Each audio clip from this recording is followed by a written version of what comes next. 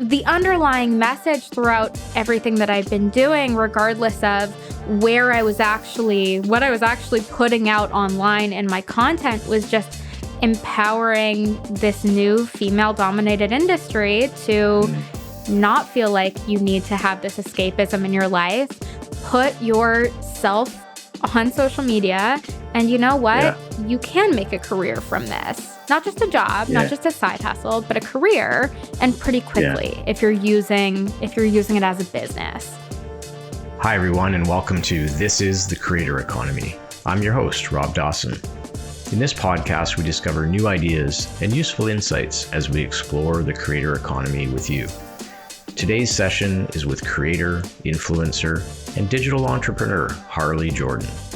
Harley's the founder of the influencer agency All Influence Management and host of the Brand Meet Creator podcast. In establishing her career as a creator in 2020, she saw firsthand how secretive the influencer marketing industry was. She started working to close the knowledge gap for the new age of viral video creators and has since coached over 400 influencers and service providers to build and monetize their personal brands. Harley's agency operates with the mission of empowering creators to scale their influence through aligned partnerships and business moves. Tapped into the creator side of this economy, you'll discover Harley has lots of insights for creators and brands alike. Enjoy the podcast. Hi, everybody, and welcome back to the podcast. I'm your host, Rob Dawson, and I am super excited about today's guest because we're switching gears in the This is the Creator Economy podcast. And what do you know? We're actually going to talk with a creator about the creator economy. So I'm super excited to have Harley Jordan with me. Welcome, Harley. Thank you. I am so excited to join this. I think there's a little bit of a discrepancy between the knowledge of both sides. So anytime we're bringing both sides together, I'm all for it. Yeah, that's awesome. Yeah, me too. And I came across you through your podcast, which is good. Searching Spotify one day. Right. Yeah, you must be doing something right. And I thought, you know what? We need to engage you in a conversation and hear the creator's perspective. And so to start out, just tell everybody a bit about yourself and the type of work that you do. Yeah, of course. So I am both a branding coach, a creator coach, as well as an agency owner. I actually started in this world, would you believe it, by bringing transition tutorials to Instagram. That was like my shining glory. No one was doing it on Instagram before I started, and grew like 25K in a matter of, a couple of months, and realized that, you know what? It's not the creative side that influencers are really struggling with, creators are really struggling with. It's the business interactions. It's the monetization side. It's working with brands and figuring out how to enter a new world. So I ended up starting coaching and helping creators to just put their best foot forward and monetizing. I mean, this creator economy thing is pretty new. It's been a whole journey. Fast forward, we started the agency and we now have this amazing boutique agency newborn child. Yeah. Where we are really scouting a different type of person because the creator economy is evolving so quickly, and you can have these people like Elise Myers or Gilly Shine who are so wholeheartedly themselves. They're not your prettiest mom on the block anymore. That's not your creator persona anymore. So we've brought those kind of people on, and I mean, I wish we brought Elise Myers on, but we're looking for these unique creators who are just ready to build a bigger vision. Yeah, so that's my awesome. Life and times. Yeah, that's awesome. And I love, like you said, you started as a creator in like a pretty specific niche too, right? And I think a very we're finding time-consuming niche. Okay. So, I think it'd be great to hear just a little bit about your journey as a creator and how that went, and some of the, real successes or maybe the real challenges that you saw that have gotten you to where you are today? Yeah. Oh, okay. So I actually jumped into Instagram because I was laid off during COVID, and I was working in travel. So the whole industry shut down, obviously. Yeah. Couldn't have a Yeah. luxury river cruise line throughout Europe when there's no travel in Europe. Right. So I ended up going to Instagram and I was like, you know what? I want to start a blog. I want to talk about health and wellness and all of my passions that I'm using as escapism. Right. And, just learn what my voice is. And so I started kind of posting about, inspirational, motivational. I have a degree in exercise science, weirdly enough. Clearly, I have too many things going on. And I had some newbie gains. I think I kind of hit 10K followers pretty darn quickly. But what was more significant that I realized after I actually said it aloud on my story was that I fully replaced my 9-to-5 income by 12K. And I remember saying that on my story, bringing it up, not as like a bragging thing, but like it just came up. And I had this onpouring of creators that followed me saying, oh my God, hold up, wait, what? Excuse me? You can't just speed right past that. So the underlying message throughout everything that I've been doing, regardless of what I was actually putting out online in my content, was just empowering this new female-dominated industry to not feel like you need to have this escapism in your life. Put yourself on social media, and you know what? Yeah. You can make a career from this. Not just a job, not just a side hustle, but a career, and pretty quickly if you're using it as a business. Right. That is so interesting because I think that probably describes the experience of a lot of people where, they start out on social media as a form of escapism or entertainment or to connect with people. And then all of a sudden, I can maybe contribute some value here and derive some value and then evolve into a business. Like, at what point in your journey was there like a key moment where you're like, hey, like, this is what I can be doing for a living. Like, this is my job, my career now. Was there a point like that? So you know what? It wasn't even at the point where I had fully monetized. It wasn't where I had replaced my 9-to-5 income, because at that point it was such a hustle. It wasn't it wasn't consistent. It was, okay, next month. I have to keep going and keep pitching and keep doing all of this stuff. And it was honestly very overwhelming because I didn't know what the next month would look like. And that was so hard. And I think this is something that a lot of creators struggle with is, yes, this month might look pretty and nice in my bank account, but like, when's that next payment going to come in? Are my terms net 30, net 60, net 90? And what's my life going to look like in the next 3 months? It wasn't at that point. It was, I had one of those transition videos go viral. And at this point, Reels were still pretty new and no one wanted to lean into them. And I kept seeing these dang people commit to it for, a month, 2 months, and start to gain these amazing followings really, really quickly. So at the start of 2021, I committed to putting out Reels, and honestly, everyone was just throwing spaghetti at the wall. I had no idea what I was doing with video content still. None of it was good. I think it's all archived because it was tragic. And I put out my first transition tutorial because that was something that people were asking for. And I remember someone that I went to college with commented on this video and said, why would anyone want to know this? Why would someone waste their time with some kind of transition video? And it's so funny because less than a week later, that video had 1.5 million views, and which at that point, like, I can't count that high. Like, that was unimaginable. Now I feel like you're seeing higher numbers. But again, we're at the very start of this Reels thing. And So this video went viral, and I had all of these people, all of these new people saying, how?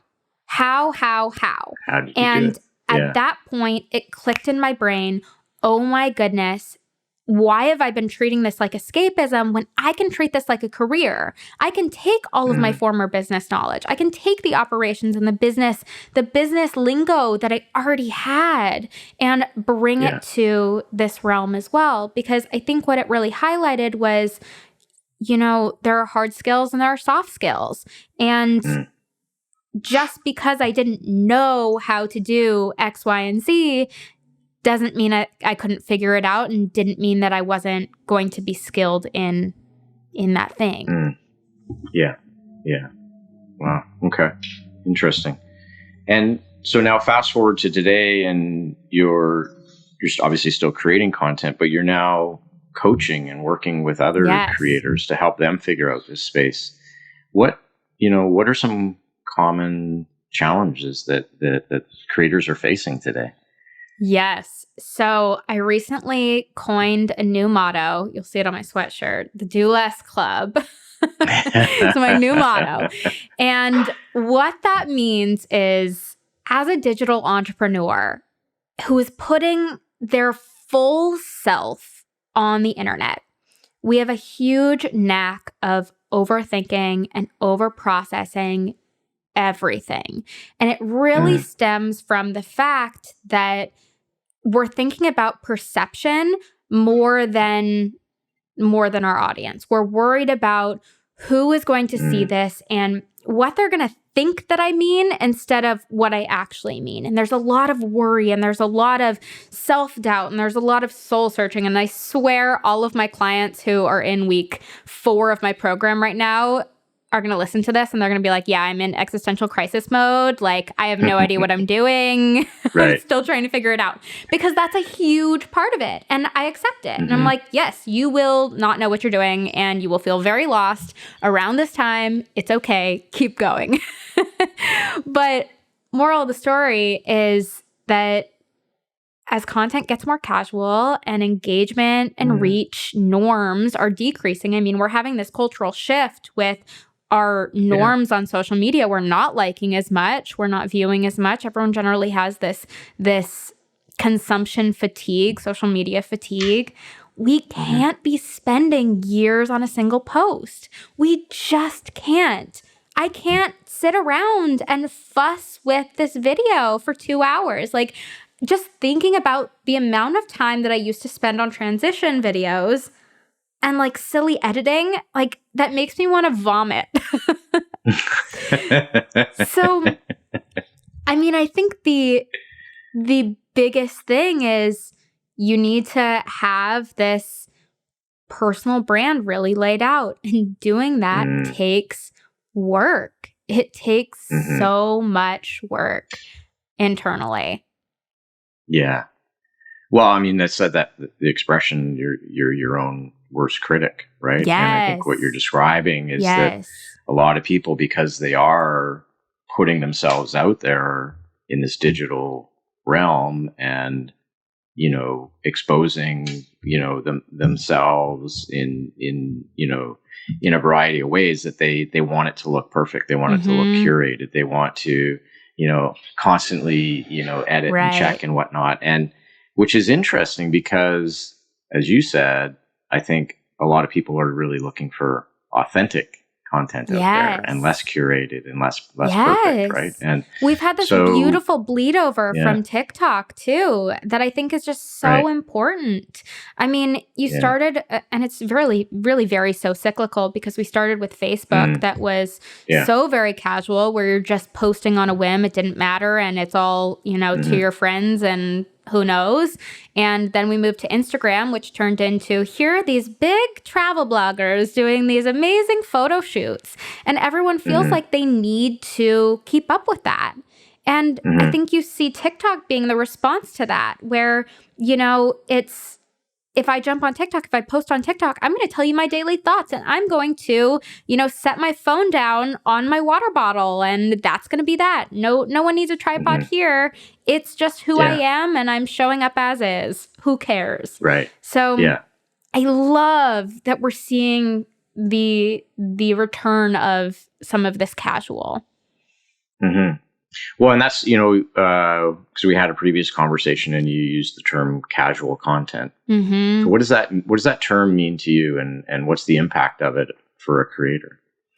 To me, casual content means that you're showing more of the day-to-day. I don't need to see, just vacation pictures. I don't need to see just the highlight reel anymore. I think the people that are so successful online and are moving up in that world right now are really getting authentic and telling their real thoughts and real stories. And they're connecting with their audience on a real level. Because if you're sitting across the table at a coffee shop with your friend, I don't want you to say, hey, look at my big, beautiful house. This is what I want to share with you today. Absolutely not. I want to hear the dirt. Tell me the tea. What's going on for real? What are you feeling? You wouldn't open up like that. So social media is the same. And it feels bizarre because those feelings are going to a way larger population, but that's how you build community. You treat them like your VIP BFFs. And so, a lot of creators obviously are wanting to engage with brands and build partnerships with brands. And of course, a lot of my work is on the brand side and helping brands connect with their community. So how do you bring together this casual, authentic, natural content with a brand discussion and putting brand partnerships together? How does that work in an ideal world? Yeah. I mean, I think that at this point, the users of social media, our audiences, all of our audiences, they know what an ad is. They can smell it from a mile away. So bringing in this thought process of, it can be casual, it can feel more organic, it doesn't necessarily need to be buttoned up, is where people really excel. Because if you can't tell that it's an ad other than the ad disclosure, which I would like to highlight that we need, then you are going to be much more successful with that content. I mean, I think that's really, really at the heart of it. So if you're, because I talk a lot with brands and people in marketing, departments, and they're wanting to really explore this creator economy space in a bigger way than they are. And, based on the work that we've done and whatnot, we highly recommend that there be authenticity, that there be long-term partnerships with creators, that it's not just about getting the 30-second ad message out. Right. If you were sitting in a board, the full ad script, right. And making that brief flexible enough. So, if you were engaging with a brand today, what advice would you give them about how to get the most benefit from this, these engagements with creators? I love this. And I think this is so important that that partners start to see creators, that brands start to see creators as an extension of their team. The thing is that the creator knows their audience far better than the brand, and the brand knows their product far better than the influencer. It does have to be a collaborative effort, and it does have to have mutual respect. And there's still, like I said, there's this gap and like beating heads because we don't see each other's side all the time. And that mutual respect will go a long way. I mean, we have to just keep in mind that the stats for conversion are what? Like, you have to see a product 8 to 12 times, maybe even more, to get that conversion. So if I have one partner that I am working with one time and that's what I want, like, I'm going to get diddly squat. And especially if I'm not respecting the creator enough to say, hey, like, will this actually resonate with your audience? Because I understand the keywords and all that goes into it with the marketing side. Like, I know that brands, you spend so much time on that brief and it's very, very purposeful. But if that creator can't say, oh, this does feel a little bit salesy, my audience isn't going to resonate with this, and you're just gonna have a lesser product. Yeah. Well, and I would imagine too, the creator wants to maintain their brand, and they want to, if their brand is built on being real and having, casual content and whatnot, then I wouldn't imagine that they would want to be overly salesy in that partnership with that brand either. Right. I mean, there's a difference between an ad read that might go on the brand's feed versus what content is going to go on the influencer's feed. And I think that needs to be a bigger point of conversation in the brief of, am I really looking for brand awareness or am I looking for the sale? Because there's time and place for that hard sell. But if you want eyes are not going to come from the hard sell. Right. Yeah. Yeah. Yeah. It's so true. And, I had this conversation just the other day with a company that I'm engaged with, and they're talking about, how do we make sure that there's conversion? And we're like, well, wait a minute, we're just starting this program. How about we build some rapport? How about we, find the best influencers that are a great fit for your brand and want to have a long-term partnership and become ambassadors for you. Right. So it is Yeah.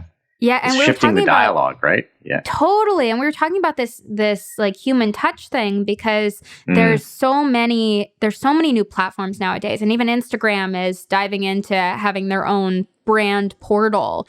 But there's so much to be said about human touch. I mean, good influencers are a diamond in the rough. And the influencers on my roster that could literally sell me a dirty sock, like the ones that are just magic, you might not catch on to that with these platforms because I don't think you would see it. I don't think you would see from their numbers or their content itself that they could sell their audience a rock. So it really is doing your due diligence with some of that stalking and knowing what to look for and looking for an authentic voice to find the people that can push conversion and not just views. I'm curious, again, from the creator's perspective, because, a lot of brands are thinking about, we need to go and find and recruit these creators that meet this profile and whatnot. What are you doing on the coaching side with your clients around helping them find the best collaborations and where to look and where to focus? Yeah, absolutely. I really put a heavy emphasis on attraction marketing. I want to see on that creator's page that you have a portfolio built out. Because if you're not recommending product, why would that brand ever connect with you? If you want to be known as a local influencer, I need to see your location on your feed. I need to see it in your highlights that you're recommending these products. And the above and beyond moment there is actually that relationship building. It's, are you following your favorite brands? And are you commenting on their stuff? Are you actually engaging with your favorite brands more than you're engaging with your favorite influencers? Because that's a plus behavior. A little bit of flirting goes a long way because I want to see the relationship. And if we're aiming for long-term relationships, I don't need to do that to everyone. I don't want to do that to everyone. I want 3 consistent partners, and that's that. I'm not a walking billboard. Right. I have my favorites, just like a real human, I can't just push anything random on the street. Right. You're not going to be anybody's best friend for, for a price, right? It's so, and I think that talks to that authenticity too, right? I mean, for these collaborations to be the best, there has to be a genuine connection between the creator and the brand. Yeah. Totally. you're recommending to your clients to, if they have a brand that they would love to engage with, or one that, it's their favorite product, it's their favorite service, whatever, that they actively reach out and connect with them on social and Totally. I want to cultivate see that relationship. Flirt and follow. Flirt and follow is my motto. I definitely recommend organic tagging. I am not shy on that one. You should definitely be tagging those brands that you're loving and using every day in your story, in your reels, if it makes sense. That goes so far. And I think a lot of creators are kind of on the fence about, well, is this just free work? Is this, I don't know, I feel weird about it. What if they want to use it? Well, hold up. Are you doing your due diligence? Are you making friends with them? Are you starting the conversation? Or is it actually free work? Because a lot of the times we'll have those brands then come to us and say, thank you so much. I loved this content. What does a partnership look like? We have a campaign coming up. We thought of you immediately. That social media manager knows their name. And that's exactly what I want. Perfect. Yeah. And that makes a ton of sense. If you take the next step, let's say a creator has a brand that they just love and they're tagging organically. Yeah. How do they then convert that and start to monetize around that? Yeah. So convert that being like, how do you actually start the conversation? Yeah. Or, how do you turn that flirting and following into an ongoing, relationship and collaboration, which is, there's some value exchange. I take a huge step in the relationship building.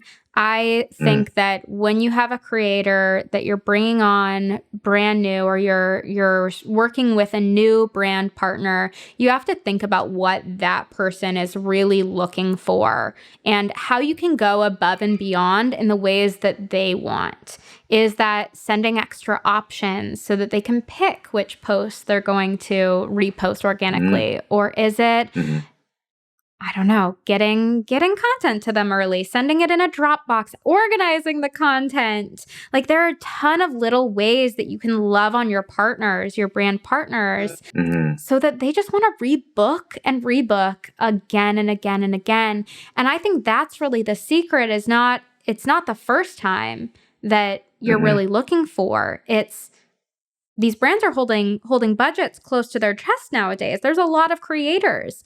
So I can't depend on that first interaction. I want to depend on the next one and the next one and the next one to really bring in a stream of income. And sometimes that does take creators, 6 months of organic tagging. It's a long game. Interesting. Well, and like you said, it's a relationship, right? So it's a relationship that you want, and then invest in it and flirt and follow and do the things that that are going to build that rapport, right? Right. And so hopefully you're starting early. I'm not saying that, your influencers with now 100K should just be, flinging their free work all directions. But of course, as you start to grow, really get that thing that makes you money into your content pillars, which is probably, if it's brand partnerships, then it's going to be recommendations. I need to see that in your content from the get-go. And that's only going to build trust with your audience. So would you suggest a brand take a similar approach? If they see somebody that they really want to engage with, should they flirt and follow? Oh, yeah. We see it. We see it. Right. We wait for that little message to be sent. Right. I really do have, I have a checklist of the things that I want my clients and our all influence management roster to be doing before we ever reach out. And this is kind of a pseudo no pitch strategy because, again, like, we are relationship first. So if I don't have, my creator following the brand that we're reaching out to, oh my God, that's a big red flag, because the second that brand goes to the creator's page, I'm going to see that they don't even follow. And if I'm hyping this brand up and I'm saying as a manager, this person loves your brand and it's so wonderful and blah, blah, blah. And then they're like, oh, this person isn't following. They know nothing about my product. This feels fake. I don't want it to feel fake ever. Right. So I want to see those little things before we ever say, hey, do you have anything going on in Q2? What's happening with your marketing plan? And can we promote? Oh, that's awesome. Yeah, I love that. I love that. Just, cultivating that relationship that way and little thing. I mean, to me, it's maybe not so little, but yeah, like if you like a brand, then follow it. If tag it, right? Like so, and vice versa. I think too, because again, I'm always putting the brand hat on. Is okay. Well, how can a brand cultivate real, genuine, long-term relationships with these creators? So it's not transactional. Hiring an influencer for a paid ad, right? Right. Which again, as you said, everybody sees through. Right. And you do see through it. But if it is a relationship, the thing is that you are going to go above and beyond for the brands you like. You are going to speak more passionately about that brand. And I think that little oomph of, you can see it in your eyes that you love this, or doing an extra story slide or answering questions in your DMs.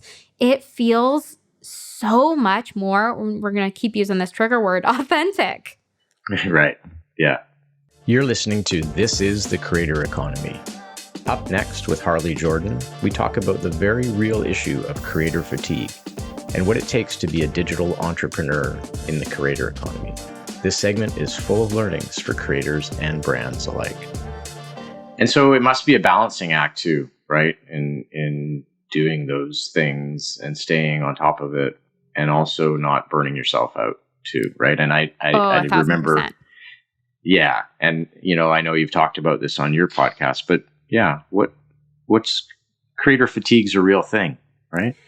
Creator fatigue is a real thing. I can believe, but we've seen so many creators on TikTok, especially, who are so wildly burnt out because we have this casual content, like we were talking about, that you are posting about 5 times a day. You are jumping on your TikTok and telling your daily thoughts and what you had for breakfast and whatever else under the sun.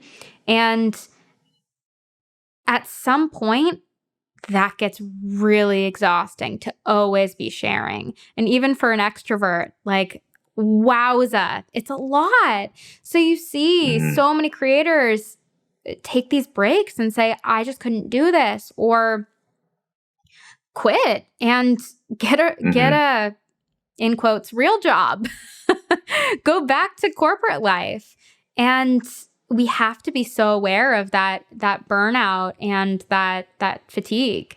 Are there strategies to manage that and to make sure that it doesn't become overwhelming? Yeah, and this is really why I have this motto. This is why we keep going back to Do Less Club, because... Let's see. What was it again? Let's see the sweatshirt. Do Less Club. I love it. Do Less Club. Yeah. I am on the wait list for the Do Less Club. My application has definitely been denied. That's why I wear the sweatshirt every day, because I need the reminder. But yeah, I mean, if you're walking around overthinking your content, overthinking work, not being able to let that DM sit for 24 hours, there is so much emotional drain that goes into this. So you have to set the boundaries that you would set with a real job. Why am I responding to this DM at 9 p.m.? Why? And there's the other difficulty is that when you are being authentic, when you are talking about real things, you start talking about, family issues or divorce or whatever, you open up the door to people commenting on that and sending paragraphs and paragraphs, long-winded stories about their own really personal things, which do need a response. And wow, that's a lot. Wow, that's a lot. Responding to hundreds of those daily? Yeah. I can imagine. I mean, I can see. Yeah. Sure. You just need to set that limit. When are you going to get off Yeah. your phone in the evening? How can you have no phone weekends? Or I don't post on the weekends, because that needs to be my boundary. If you're getting up at 6 a.m., looking at your phone, going to bed at 10 p.m. from your phone, that's not sustainable. It's not for everybody either, right? I mean, I saw some research recently, like, becoming a creator is the number one career aspiration of youth today. Yes. Right? What does it take to be a great creator, to really make a living at this? And what are the traits of a great creator, do you think? Yeah. I think great creaters, you're just throwing me through a unexpected question. I know. It's not in the script, too. Right? We're going off brief here, Harley. We're going off the brief. I think great creators are very often oversharers. And I think that's a huge one. I think that, well, obviously creativity is a must. And I think it's also this ability to see a bigger picture, because I do really think that even though brand partnerships are a huge piece of monetizing as a creator, there's also things that you can do to push your personal brand further. That's some of the projects we work on with our agency clients is, we have a couple people that are self-publishing journals this month, and merch lines and memberships and courses and all of these things, podcasts. And it's really this conglomeration of everything that you're doing that's going to make you successful. It's not just the brand partnerships. So if you're just looking at brand partnerships, just saying, I can recommend every brand under the sun. No. That's not it. That can't be it. I mean, what you've described is really being an entrepreneur, right? And like you used the term a minute ago, being a digital entrepreneur. And it's looking at your business and treating it like a business, and looking at the different ways to monetize beyond, the obvious too. Yeah. And one of my recent soapboxes is, if this was a male-dominated industry, then you wouldn't be called an influencer. You would be called an entrepreneur. This would be called entrepreneurship. And there's this wild misconception of, creators just jump on their story and say, I'm getting all these questions about blah, blah, blah, and here's my favorite product, hold it up to your face, and that's all they do. Other than that, they sit on their couch or are in these big, beautiful homes or are in the Maldives or whatever. And that's not actually how I see most creators on the behind the scenes. It's really not. It's really not. And the most successful ones are wildly business-minded, and all have this also amazing knack. I was explaining this to my chiropractor the other day. Amazing knack for feminine sales. You aren't a used car salesman. You're not selling like that. You're selling in this really gentle, trustworthy way. And I think that's really cool. I love that. I really do. And, I think you made a really good point that if this was a male-dominated industry, it might be viewed differently. But, even the terminology that we use, So these are digital entrepreneurs. These are business people. Right. And no one wants to call themselves an influencer. I think that's unfortunate.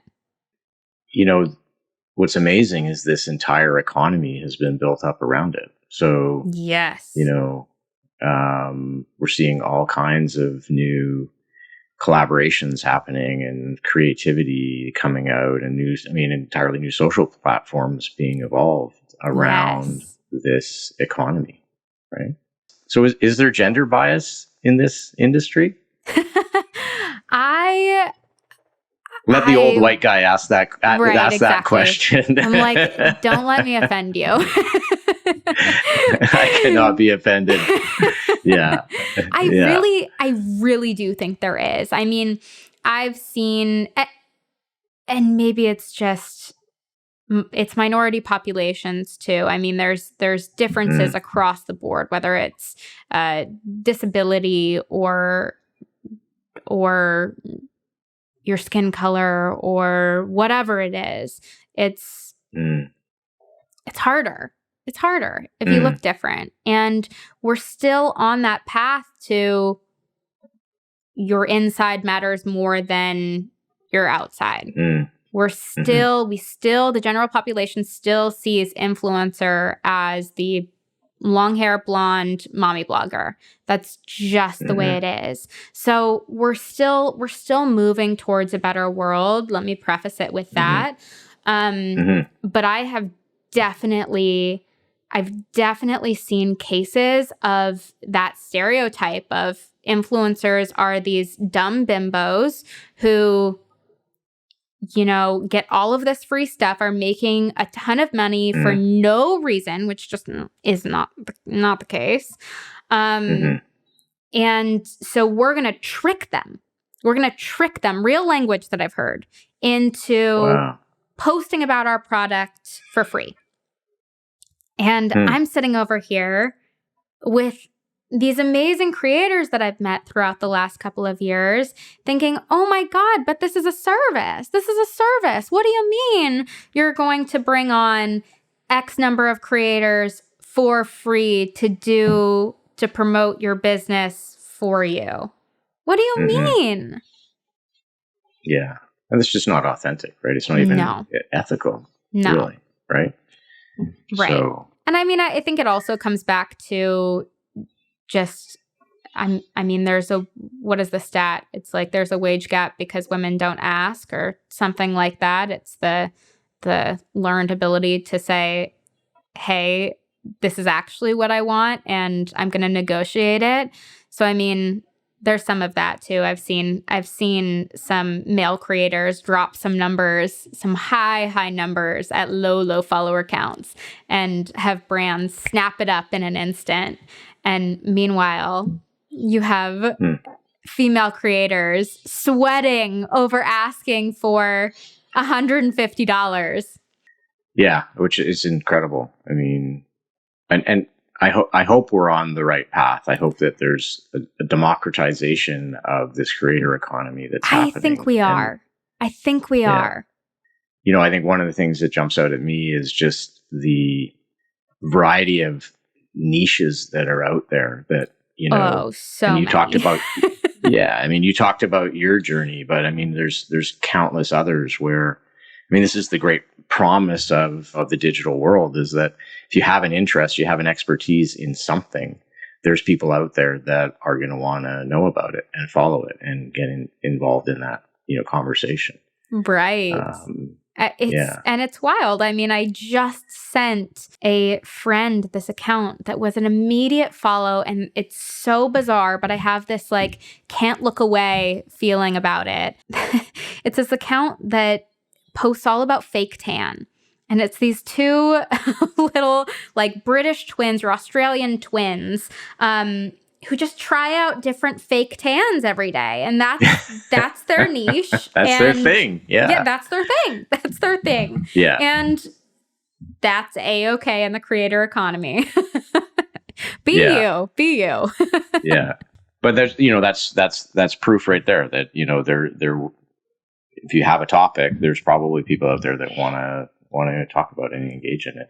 You know, years ago, I started in this digital world and in developing online communities. And, you know, I remember, I won't mention the specific product, but, you know, there was a community that we launched, which was around a very personal, you know, health issue. And we were like, I don't think people aren't going to like set up a profile and engage in dialogue with each other around this. And it was massively successful. It surprised the heck out of us because they want to have a conversation about it. People they want to connect. Get advice and share stories and whatnot. And they didn't feel comfortable doing it at the coffee shop, across the table, but get Right. into, this digital community with a bunch of people that have, that are dealing with the same People that challenges. get it. And Mm-hmm.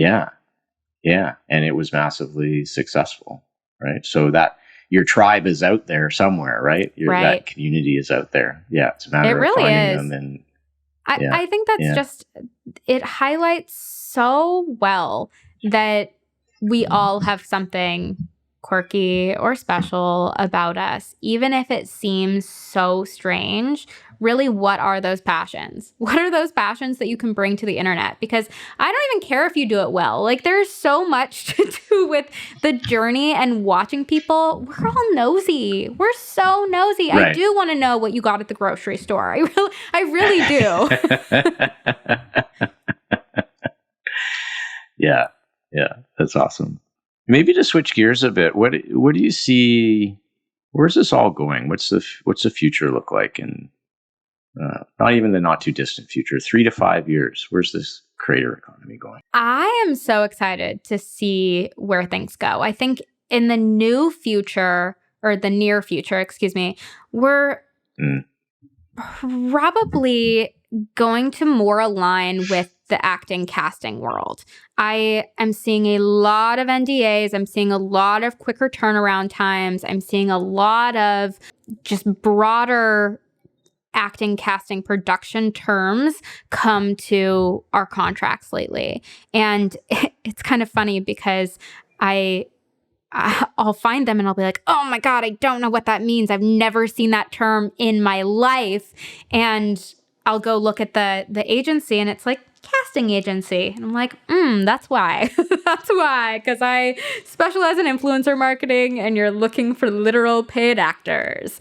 But I think there's this bleed into, your creators are this new form of celebrity. So you're gonna get some of that bleed over. I'm definitely curious to see what this brand portal does on Instagram. I think that will be really interesting since it's a native integration, and because that gives Instagram the opportunity to say it with their wallet and change norms a little bit with pricing structure, to normalize pricing structure. Because right now, I think there is a general range of what prices should look like, but it's still all over the board. So going to that portal right now and looking at the brands that are currently listed saying $100 to post, $200 to do a reel and story and give me 5 images. Like that's a little wild. So I'm curious to see what will happen there. But I really think long term, if we're looking at bigger picture, that brands need to start seeing their creators as an integral part of their team and as consultants, because that's really where that genius lies. Is they know their audience so well.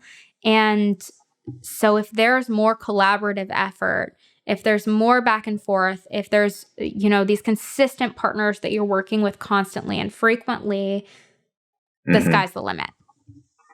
Yeah, and you know what, that makes a lot of sense to me. And if you think about the types of partnerships that brands have on an ongoing basis with media partners and with creative agencies, and the list goes on and on and on, obviously suppliers, right? Why wouldn't they also have ongoing relationships with the people that are creating their content and distributing it to large audiences? I think it's funny that UGC has been such a big keyword, trigger word on Instagram lately, with all of these UGC coaches popping up on TikTok and, everyone wanting to jump into it as a micro influencer, when, UGC has been around for forever. User generated content has been around for forever. But I think it does show that content is king. Like content is, you're always going to need more. There's always more that you can post, right?